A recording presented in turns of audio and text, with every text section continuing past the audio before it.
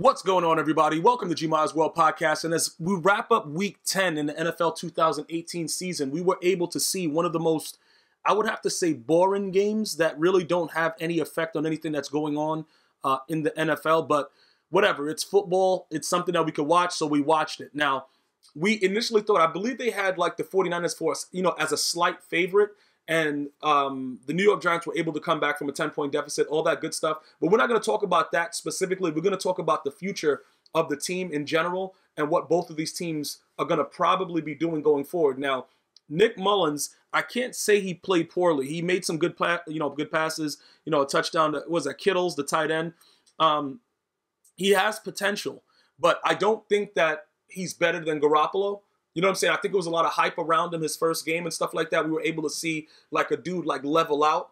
It wasn't like how when you watch like a Patrick Mahomes, you're going to get a consistent type of play every single time. He is a new player that's, pretty much was an unknown dude. You know what I'm saying? Like I said, if you go back to the recap, when we first saw him, the dude was unverified. Nobody knew who he was on Twitter. It was a weird situation, but I think he's suitable enough right now to get to learn the position. As far as the rest of the 49ers team goes, like I said, you can't really evaluate the 49ers right now because they're so injury-plagued and they're so young. And the reason that the New York Giants were able to come back in this game was simply it was a lot of penalties. A lot of flags being thrown, a lot of things. It's certain things that are going to affect the NFL game, and it's not that the team itself is like not well coached. It's just that when you lose key players, bro, you can't overcome it. And I try to tell people that, like for me or anyone else to say, oh, yo, bro, they're garbage. I don't think that that's fair. Like, you got to have your team together to be called trash. Like, a lot of you guys were really, really hard on the Eagles for the game they just lost against the Cowboys. I wasn't, because if you looked on the sideline, you saw all their corners. And now Darby's out for the season. You see what I'm saying? So when a team is injury plagued like that and you're not getting their full potential, you're not getting their best, I don't think it's fair to say, yo, bro, what's going on? Whatever. The reason that we can say certain teams are trash, like we could go to the Bengals. They're getting destroyed and blown out by Drew Brees and the Saints, right?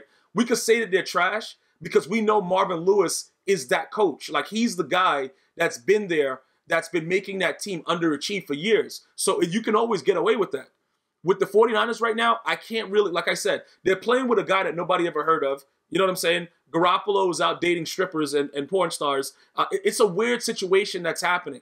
So we have to understand that. So as the season continues to progress, I thought they're probably going to get a top 3 pick. If I had to, because like I said, Raiders are definitely going to probably get the number 1 pick. I don't know why the Giants would even make a comeback in this game, because they could I think they're battling with the Raiders for the number 1 pick. I do want to talk about Eli Manning. I do believe, like I said this at the beginning of the season, you guys can go back to the first podcast, that this would probably be his last season. Now, there's been a lot of different things that have been going on about it as far as, he doesn't have an offensive line. People have been making a lot of excuses for him. The bottom line is he's been playing pretty poorly for a long time. And we just have to be honest about it, because there's a lot of other teams that don't have a suitable O-line but are able to make plays. And not only teams that don't have mobile quarterbacks, or if they're mobile, it's about just being able to get the ball out and throw the ball where it needs to be thrown. And I don't know what's happened to Eli over the last couple of years, but I think that, it's coming to that point where the Giants are probably going to allow him to just make the decision to just leave. They did bench him, but when you bench a guy for Geno Smith, you already know that that guy is going to come back. You know what I'm saying, bro? Like, it's Geno Smith. The dude sucks. So I think what was happening was people were getting, a little bit frustrated. Obviously, they blamed it on Ben McAdoo, and he was fired. But at the end of the day, I don't see Eli Manning being back as the quarterback. Now, he made some good throws. And OBJ, like I said, OBJ is a very, very talented receiver. But sometimes I just think that the frustration gets the best of him. He had a pretty good day, during last night. He had that touchdown, things like that. He was able to make some plays. Sterling Shepard with the key touchdown at the end of the game. So Eli Manning was able to deliver some passes. You were able to see like some flashes of the guy that was able to bring 2 championships to New York, but he's not that guy anymore. And I think that, as far as the team goes, with the way that it is, everybody is struggling off of Eli's play. Okay, now it's a lot of checkdowns to Saquon, stuff like that. I think he still did have 100 total combined yards, but he only had like 67 rush yards or something. But, total yards from scrimmage, he's been, I think 8 of his 9 games, he's been over 100 yards. But Saquon Barkley is struggling as well because they're going to make sure that he can't beat them. And it's sort of like the similar thing that's going on with Dak Prescott with the Cowboys. They know that Saquon is a threat, right? They know OBJ is a threat. Now, typically when you have that type of threat, like if you go to the Saints, right?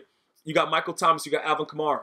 Usually that works. You got a good wide receiver, you got a good running back. So they got to figure it out. Even with the Rams, Goff, you got Gurley. It's different with Eli. Because OBJ, typically, if you put just put it like this, right? If you put OBJ with the Saints, we're not having a discussion about who's winning the Super Bowl.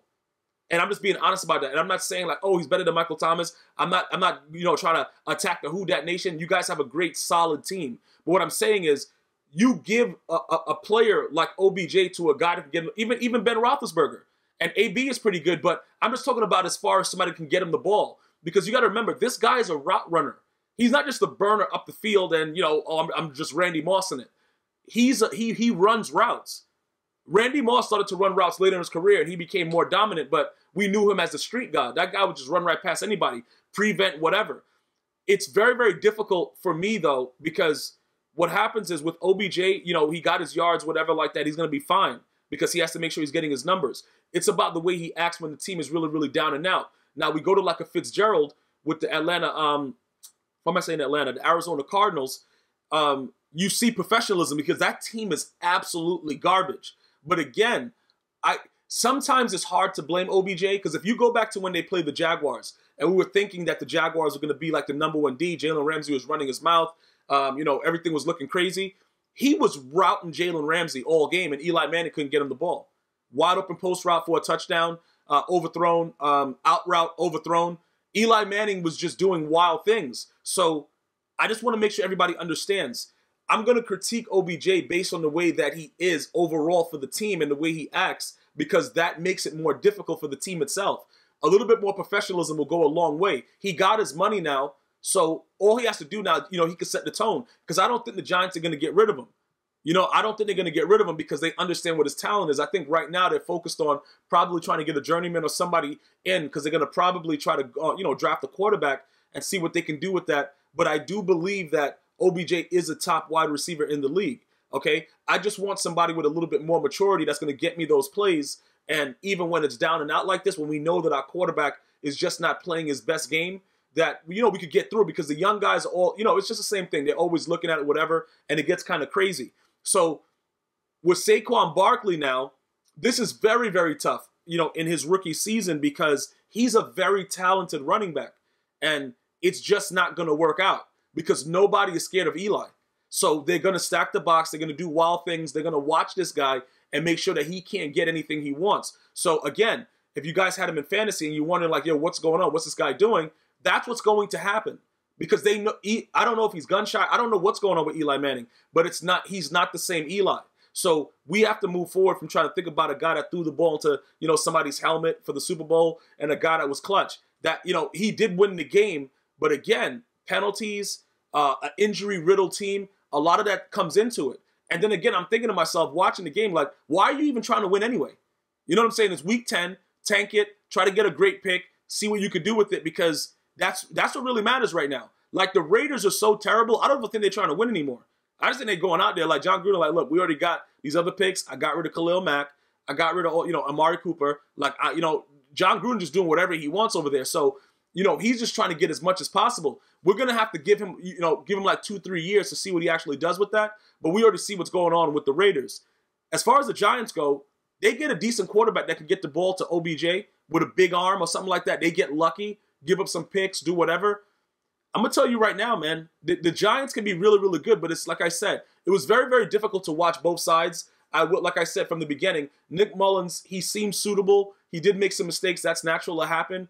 But I just want to make sure everybody understands the New York Giants are pretty much done right now for this year. And I think that this is like his swan song. Like he's about to be gone.